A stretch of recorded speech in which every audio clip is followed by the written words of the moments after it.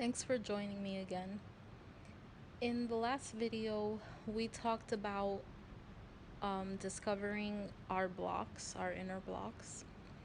And in this video, we're going to talk about how these how these blocks are affecting us and what we can do about them. Now, these blocks that I talked about in the last video, you can go back and watch it. I'll link it in the description box below or on the video. These blocks, they are our natural response to abuse, to being emotionally abused. And there are other types of abuse that you might have experienced in addition to emotional abuse. But right now we're just going to talk about emotional abuse. I will cover other forms of abuse in other videos.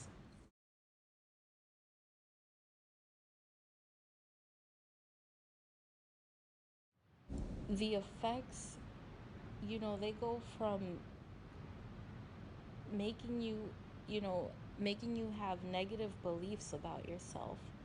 You have low self-worth, low self-esteem. You end up with compulsive behaviors like compulsive overeating and addictions and things like that. Self-neglecting, self-harming, PTSD, personality disorders like narcissistic personality disorder or OCD or even borderline. And this is where it gets important, what emotional abuse is, because if we come from families where one or both of our parents have personality disorders and they're emotionally abusing us, which is incredibly common, we might also end up with a personality disorder. If you have siblings, one of you may end up with a personality disorder and the other one doesn't, or both of you, or it's very rarely none. Everyone's going to be affected. But basically, if you don't end up with a personality disorder, you're most likely going to have something that looks like codependency, which some people debate whether that is actually a disorder or not, or if it's just a coping mechanism from dealing with abuse for your whole life, repetitive abuse. So, even if you don't end up with a personality disorder, you could end up with codependency-like symptoms, which, are extremely, extremely difficult to deal with. But once you can recognize it, you can heal anything. And of course, the last symptom of emotional abuse, which of course there's a lot of them, but I'm just giving you a brief list, is suicidal thoughts. If you have suicidal thoughts, it's most likely because you've been abused as a child. So these are all things that affect us so much in so many different ways when we get emotionally abused. And, they affect us into adulthood. You may have always wondered where your low self-esteem came from, or your low self-worth, or your people-pleasing tendencies? Well, I'm here to tell you it's probably 99.9% probability that it came from your childhood. And it is 95% probable that you were emotionally abused in your childhood. If you feel, you know, low self worth and low self esteem and things like that. So, you know, just start taking stock of your your feelings, of your tendencies, the good, the bad, the ugly, everything. Just really start looking at who you are. What are the things that make you feel less than if you do feel that? What are things, do you feel like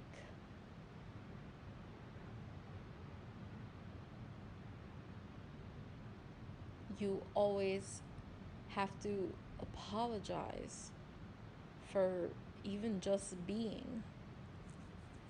That's a big one that a lot of people feel. Do you feel like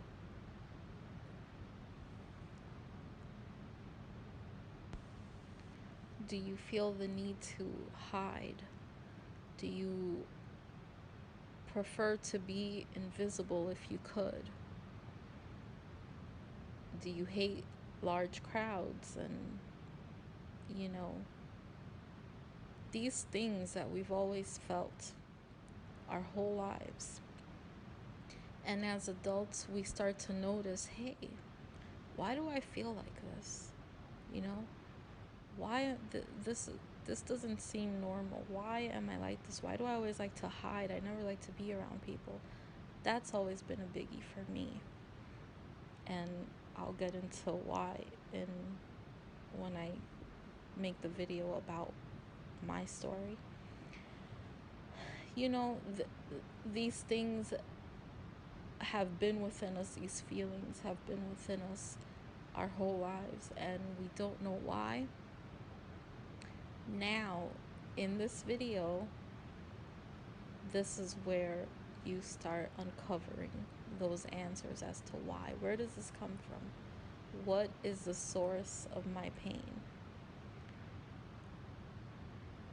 And it's so refreshing when you finally find the root of the issue. Because when you find the root of the issue, that's when you have the potential to change your entire life for the better. And that's when you really start to have the opportunity to live life on your own terms and be who you really are. Because when you start to take stock of all these feelings that don't seem right and take stock of your flaws and why you do the things that you do, and you know, your quirks and things like that, that is the foundation of self-love. And I'm not going to get into self-love in this video, but of course you do notice my YouTube name is Self Plus Love, right? Well, this is the self part. This is the part where we start to figure out who we are, right? So that we can love ourselves as we are. And really have that self-love that is so necessary for us. Healthy self-love, not narcissistic or, selfish or anything like that. Just healthy, you know. everyone deserves to love themselves in a healthy, positive way. So this is the beginning of it, and we're going to be going through this journey. If you stick with me, we'll be eventually getting to the part where you can fully love yourself. And when you can fully, truly love yourself, that's when your life really begins. And it doesn't matter what age you are, it really doesn't. You could be 70 years old and just hearing this video now and learning about self-love. After you love yourself, that's when your life really begins. So I hope that those words help you feel like you've got something to look forward to, because you do. There is life after narcissistic abuse and all kinds of abuse. Whatever abuse you may have experienced, there is life after that. And I know because I'm living it. So I just want to pass this on to you and help you get to where I am right now. Because we all deserve the chance to live our lives in the most happiest, most fulfilled way that we can. So I really hope you enjoyed this video and come back for more.